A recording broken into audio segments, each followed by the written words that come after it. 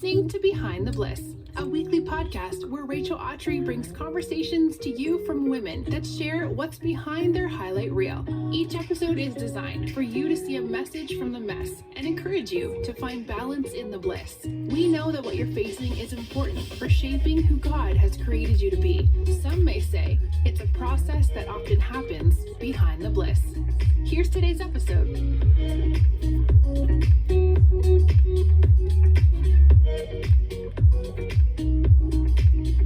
Well, let me just say, you guys are in for a huge treat.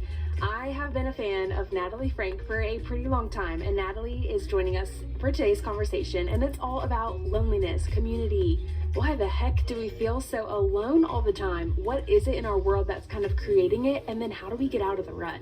If Natalie's name sounds familiar, it's because she is the founder of Rising Tide Society, an incredible community full of small business owners that choose community over competition, that rally around each other, even when the world thinks it's a little nuts that other small business owners are championing each other. She also is a part of the HoneyBook community, and if HoneyBook sounds familiar, it's because I am obsessed. I use it for all of our contract and invoices over here on Behind the Bliss and my own small business at rachelautry.com. So if you are a photographer, small business owner, if you're any kind of vendor and work with other clients, I highly recommend HoneyBook.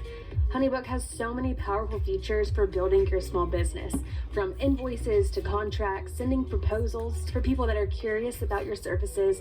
You can schedule meetings, you can automate emails, and way more. And the cool news is that we're offering listeners 50% off a HoneyBook membership. 50. So if you want to claim that, snag it, or just learn more about HoneyBook, head to our show notes at behindtheblisspodcast.com/HoneyBook. Natalie is truly amazing. She starts out today's conversation with a huge truth bomb that I think will totally redirect your perspective to have a bigger picture mindset when listening to today. So I am so excited for all of the big sister wisdom, advice. Be ready to be charged, challenged, and championed in today's episode by Natalie Franke. Hey Natalie, welcome to Behind the Bliss. Hi, Rachel. Thank you so much for having me. Oh, this is going to be awesome. I don't know if I probably should have told you this whenever we were chatting before recording about all logistics, but I have been a part of Rising Tide Society here in Birmingham and literally have just been able, I think, to see lots of really fun things that you have moved forward in and that you've set up from behind the scenes. So to sit down with you today for a conversation about how in the world it got started, community in general, and all the things that I consider you an expert on is seriously an honor. So thank you for taking time to be here. And thank you so much for inviting me to be a part of this and for raising your hand to be a part of community. I think, a lot of the time when we have conversations about community, people might even be clicking this episode right now, jumping in and thinking, it's about community. Like, I can go listen to something else. I don't need to listen to this. Like, teach me about something else. And if you are having those feelings, I want you to hold tight. And I want you to lean into this conversation today, because I think that, as a lot of us intuitively know in our gut, and even is taught to us through our faith, that we are built for belonging. We are created for community. On the flip side of that, though, however, our brains are also wired for competition. So within every human being is this challenging dichotomy between knowing that we are created to cheer for one another, knowing that we are created to rally behind one another, support one another, champion one another, and yet we still fall into the trap of comparison and competition and struggling with our own internal narratives that can sometimes lead us astray and can have us pit against one another rather than truly living in community. And so if you're listening to this, before we even get into my story, I want to talk about you. And I want to talk about the listener who's maybe listening to this amidst scrolling on their cell phone, amidst, absorbing the latest TikToks or Instagrams or Facebooks, is feeling less than, left out, and lonely. And I want to speak to her. Because let me just tell you something right off the bat. God did not create you to live alone. And that does not mean objective loneliness, meaning you might be surrounded by people every minute of every day. You might be surrounded by conversation and chatter and likes and engagement and emails and a partner that you love or a best friend that's there to support you, and you can still feel completely alone. You can walk into a room full of people and still feel completely alone, because loneliness is not something on the outside. It is something on the inside. It is something we must fight against. And so today we're going to talk about community. But if you aren't sure what that means for you, I want you to think of this as the antithesis of all of those feelings we just talked about. Community, belonging, and being a part of something greater than yourself is about combating that internal isolation and loneliness that only leads us further from one another and further from the Lord. And I'll leave it there, and then we can jump into my story. But I just had to speak right now to some listener out there who's listening to this and maybe wasn't going to continue listening because they heard the word community and they thought that didn't apply to them. And if that was you, I want to make sure that you lean in a little bit closer, because these words are coming straight at you. Yes, Natalie, goosebumps everywhere. And you know why I'm so thankful for that? Because I think I'm saying we all because a lot of my friends and I have had this conversation, live in this weird tension of, okay, I want community. Of course, I would never want to be lonely. But then whenever there's community offered to you on a silver platter, it's like the last thing you'd want to talk about. Yeah. And it's like the last thing that you would feel like maybe you even have opportunity to take, and it's right in front of you. And so thank you first and foremost just for setting the tone and challenging someone in love to say, before you move on, before you write this off, like, I would challenge you that this might be for you because you're uncomfortable and you want to write this off. And I think honestly that's where I find growth, is when I get stretched, learn things, lift weights that I obviously have to struggle and strain to lift, and that obviously means growth. And so thank you. Wow, this conversation is gonna be awesome. Ooh. Oh yeah, we're not holding back today. No, I'm like, yes, we are soul sisters deep down at the core. I will say that's one of the hardest things about this podcast is I'm like, okay, I don't want to come across as that yelly big sister, but at the same time I'm like, no, like I can't hold this message back. So Lord, please give me the grace and the patience and the kindness to say it forth in love, when a lot of times it's rooted in like a holy discontent, like a holy frustration, because I'm like, I know this is the place for this, and I know there has to be conversational and community. And I want to call my sisters out because I hear friends all the time say, I'm just so lonely. I'm like, you didn't call, you know? And so this is going to be the conversation for you listening, where we're going to call you out in love. And I can guarantee you, I will be sitting there with you. Natalie, you probably will be sitting there with us too. Like, a lot of the things I feel like I say, I'm like, that was for me, you know? And that's the cool thing about operating with the Holy Spirit, is you say things that weren't your words and they pierce you too. So let's go. Let's do it. Let's go. Well, before we do continue, people are probably already obsessed with you. So tell us who Natalie Franke is and what you've got going on, sister. Oh man. Well, it's funny that you say you don't want to feel like you're like the big sister, like kind of like shouting, but I think of myself a little bit like your nerdy older sister. So if someone is listening to this and you've been looking for a nerdy older sister in your life who also loves Jesus, I think you just found her. I'm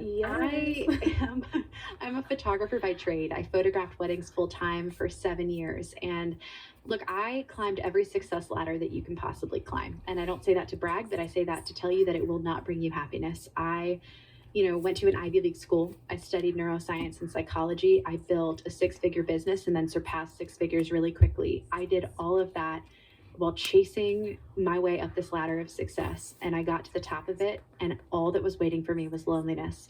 And I very vividly remember a night where I was sitting at my desk and the light had completely set, the sun had set outside, the light had completely gone from my room, and the only light was emanating from my laptop. And I just sat there and I kept working and this thought came barreling up from my gut, and it just burst its way into the forefront of my mind. And it was a thought that the minute I thought it, I wanted to rip it back.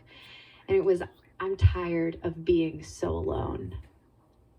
And I just sat there with it, and it was painful. And I remember in that moment just to like, how can I feel this way? Like, I'm surrounded by people all the time. This was pre-COVID days, so we're talking truly surrounded by people working from coffee shops, like doing the entrepreneurial hustle, out there in the world with people. And yet I felt so unbelievably alone. So my story obviously starts before that day, but it really changes that day, because that was the day I think I recognized that I was pursuing success on my own terms for my own gain, and not recognizing that I was not built to do this alone, and that I ultimately had to change everything about how I was operating. And one of those things that changed was my need for community, recognizing it as something that I needed as much as I need oxygen, and changing everything. And it started just with my hometown of Annapolis. I, got together with my husband, our two of our really, really close friends who were also photographers in our hometown. And we started talking about what we could do to make our hometown different. How could we make business owners in Annapolis really rally together and support one another? And that conversation led to the start of the Rising Tide Society, which is the community that I lead today. It is founded on a shared belief in championing one another and community over competition. It says, we might compete in business in the marketplace, but we will always put people first. That competition is unhealthy when it is out of order, when it is put above looking out for one another. And so we can still compete, but it must be rightly ordered. It must be placed below community, placed below people, and loving one another always has to come first. And so Rising Tide started in that moment. It was 5 years ago, and was born from that. And today, 5 years later, we have over 77,000 small business owners that are a part of the Rising Tide. We have joined forces with Honeybook. We are a part of a larger company, which is incredible. We have over 400 chapters that meet every month on different business topics, and we support, all of that through an army of volunteers, an incredible army of local leaders who raise their hand and say, you know what, just like I felt on day one, and my co-founders felt on day one, I want to change my hometown. I want small business owners to rally together in my hometown. They raise their hand and they want it for their hometown, and they step up to lead it. And so it has been one of the greatest joys of my life to lead this community for the last 5 years, and just it's taught me a lot. So when I speak about community, I want you to understand I speak from a place of not studying this in school, or getting a degree in grassroots organizing or anything like that. Right. I speak from a standpoint of being incredibly broken and working to heal myself through relationships with others, and learning how to navigate a competitive landscape that tells us to tear each other down and step on one another to succeed and do whatever we have to do to win at business, and flipping it on its head and saying, what if we could operate from a different mindset? What if we could flip the script and change the way we looked at one another? And what if we could actually operate the way I believe this is a faith-based podcast, so I can even say this, like, biblically, we are supposed to behave. And that is, in loving one another and being for one another, and really acting out of that and not acting out of self-interest, right? Like really challenging our own notions of what that means. And the craziest thing is, look, like in doing this for the last 5 years, I've had to defend this idea time and time again. And I've had so many people that have said to me, like, business owners, why would they support one another? How can you possibly say that that's a good business move? And I have seen time and time again that it's not just something that makes us feel good or heals our own internal trauma or hardship, but it is something that actually benefits the bottom line of business. So even for people listening that are like, yeah, I know I need this for my mental well-being, or, for my spiritual well-being, I need community, but I draw the line at business. Business is something different. I would also challenge you to rethink that, because I found that businesses who put community first focus on the right things. They focus on serving customers rather than competing with other businesses. They are leaders and not followers, because you can never lead when you're chasing after the success of someone else. You can only lead when you are stepping in to your calling, what that is uniquely for you, and understanding that, someone else's success or the wins that they have are not going to make you any less. They're not going to take away from what you're doing. And the success of someone else isn't better than the success that's awaiting you, right? You're called for a specific type of success. Business owners that champion this mindset, they dig roots deep into the ground. And when the storms come, and we know that they come, they have people to lean on and a network to support them, and they're able to weather the storm. I could go on and on and on, but I just want to leave it by saying I'm a photographer that built a community, and along the way has learned a lot about this space, and has really been challenged in my own personal walk as well to live about this ideology. I have stumbled, I have failed, and I have fought for it time and time again. So if I can share any of that with you today, I'm here to do it. And I'm so glad you are. And I'm so glad you said yes. I'm so glad that, it took that moment for you that it sounds like to me was just a humbling moment where you're like, what am I doing?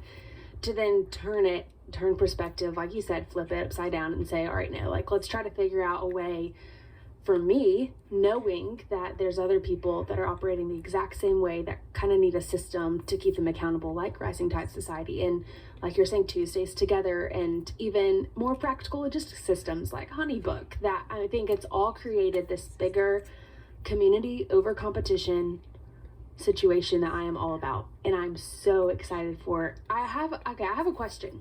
Yeah. What do you think it is? I mean, I'm just sitting here pondering because I feel like a lot of us listening have probably found ourselves in the place that you were at in that one lonely moment where you're like, I am so lonely, but so successful in so many people's eyes. And how do the two belong together? And I want to know your take on what is it inside of us that wants to strive and pursue success so ambitiously that we forget our need for others. Because for me, it feels like almost a magnetic pull. It's easier for me to operate on my own and just to do it, rather than to turn to friends, community, family, take a break, breathe hard with other people. What is that, you think? Well, first I will say there's a very famous African proverb that says, if you want to go fast, go alone. If you want to go far, go together. And I think what that is getting to here is the fact that we understand, I'll go even broader. I'll just speak some truth for a second. When a society prospers, a lot of times, and I mean that financially, we can look at the Western world in this context, like look at the United States as a specific use case. When we prosper, we tend to recognize that efficiency leads to financial stability. If we can be more efficient in our technology, if we can be more efficient in how we operate as a society, we can create more time, and more time can create, increased prosperity. But unfortunately, what has come with that, I don't mean to get too nerdy, sorry, nerdy older sister here. Go for it, let's go. But we see institutions that used to serve as the intersection for connection eroding away. And this looks like a lot of things. Fewer and fewer people are a part of religious organizations that once, really brought people together once a week, whether that was at a church or a synagogue, right? Or a different type of house of worship. These institutions are becoming less and less utilized by the population at large. More people are religiously unaffiliated. To add to that, we're seeing less people have family dinners together. We're seeing less people participate in clubs and other types of societies and groups. We're also seeing over the last, 50 years, sort of a shift. Now, I think it's changing. More people are going back to the way things were, but we saw people leave the cities and go out into the suburbs. We saw people physically leaving spaces where they would interact with other people for a lifestyle of commuting in their vehicle alone by themselves for hours a day. And this shift has just been absolutely unprecedented. It's happened faster than nearly anything else that we can look at throughout society. If you think about it, the way that our brains were created to work, 2,000 years ago, the way the world looked at that time, Rachel, the way it looked then, when you knew everyone in your village, you knew everyone who did everything, who grew your food, right, yeah. Who, made your clothing. You had relationships and interactions with people at such a different level and degree to where today, many of us can go an entire day and only speak to one other person face to face. Very different way of living.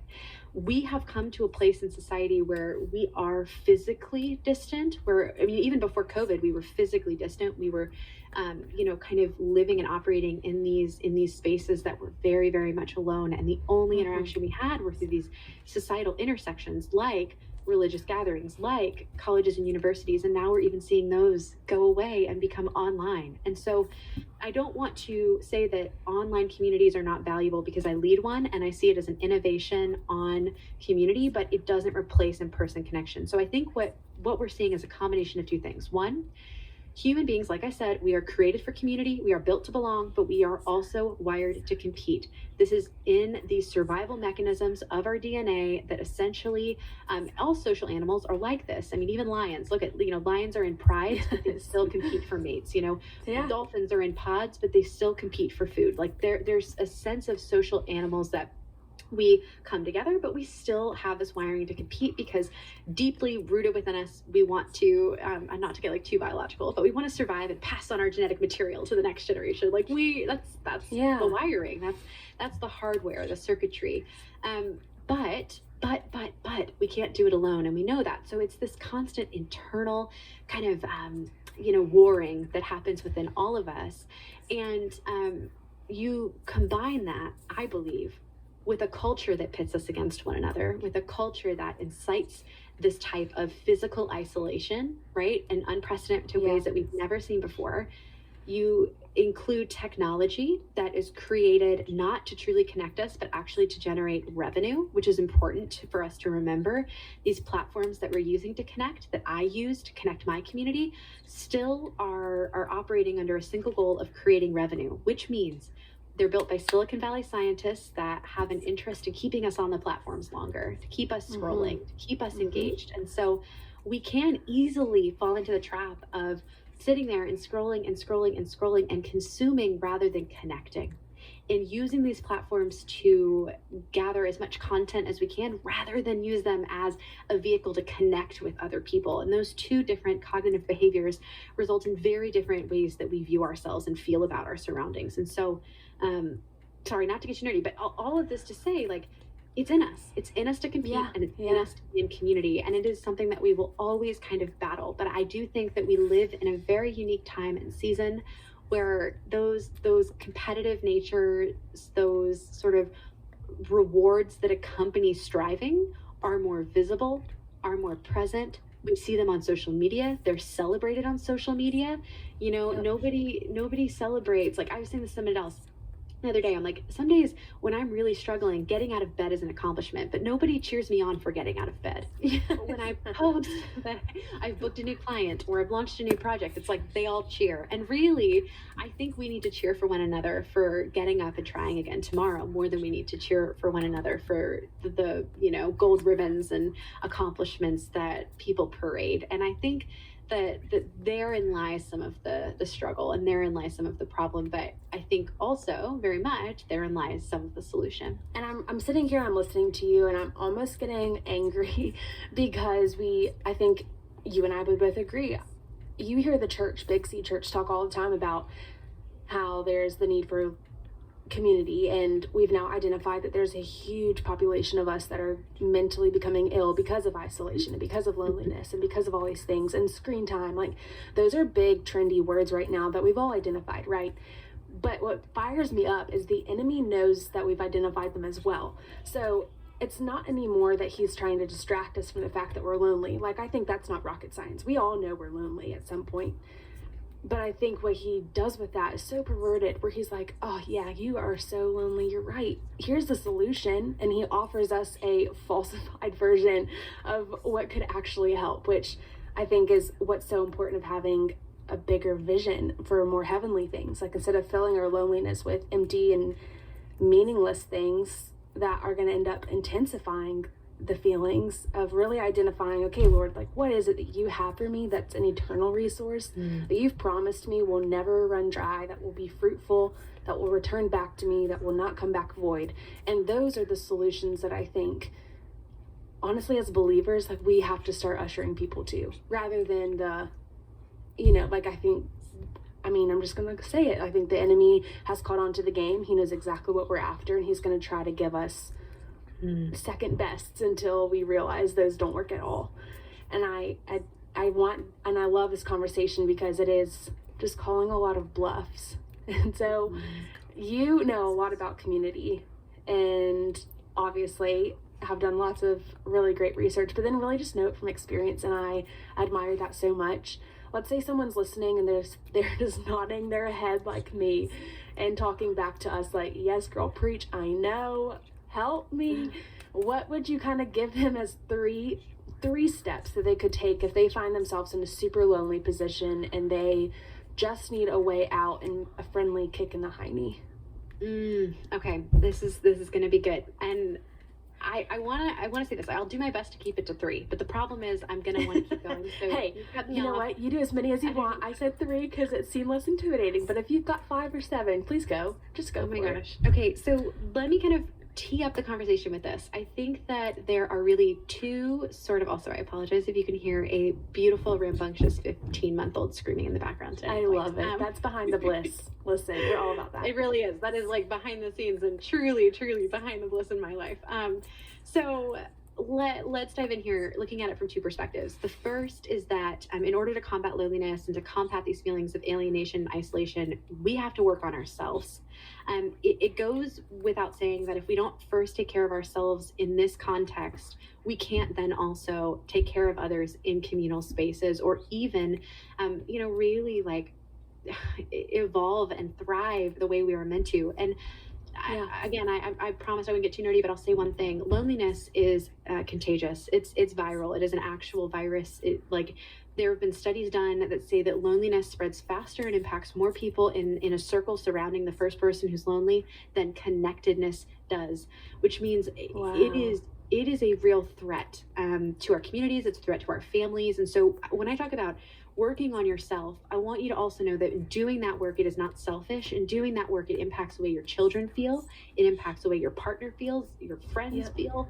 If you take care of you and you can create a healthy version of you, those ripple effects are felt all throughout the people you engage with. So that's the first thing. And that involves, internalizing that you are inherently worthy of love and belonging, and not meant to be lonely, not meant to be isolated, that those thoughts and those feelings are not truth. And one activity that has really helped me, especially in moments where I am feeling incredibly isolated, is to take a piece of paper and you're going to draw a line down into the center of that paper, hot dog style. So hot dog style, long way through. I feel like a kindergarten teacher, but just bear with me, y'all. Bear with me on this. And on the left side of the paper, I want you to write the word lies. And on the right side of that paper, I want you to write truth. So you're going to have lies first, truth second. And what I want you to do is to first start by going down on the side of lies and writing down the lies that you hear repeating over and over again in your mind. And this could be something like, I am lonely because I am not worthy of having friends, or I'm a terrible friend. No one loves me. I'll never measure up. I'll never have the success that she has. Her life will always be so much better than mine. Whatever those lies are that you hear repeating that are drawing you further and further into your separate corner away from other people, I want you to just get it down, no matter how painful it is, no matter how ashamed you might feel at first of writing those words on paper. That's actually a powerful act of declaring them out loud. Write them down. And then what I want you to do is I want you to flip the script, and on the other side of that paper, I want you to write down truth. And if you're really feeling ambitious or you're an Enneagram 3, then I want you to include with that truth